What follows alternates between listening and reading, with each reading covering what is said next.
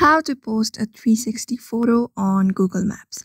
So first thing first, open your Google Maps on your device if you are on an Android phone. So after that, if you want to post a 360 photo to share it with your friends in order for your location to be shared, you just need to follow some methods.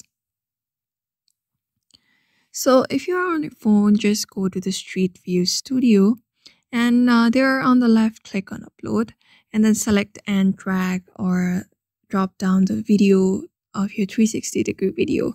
You may just upload the video in MP4 or files that are currently supported by Google Maps. Just upload the video according to their requirements and add it accordingly. You may just give the total direction of your area, and you may add the 360 camera photos and videos into your particular location.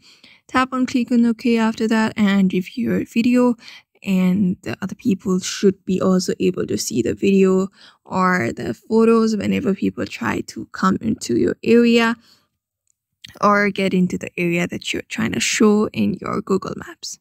So therefore, by following this method, you should be able to upload a 360-degree photo onto your Google Maps. So I hope this video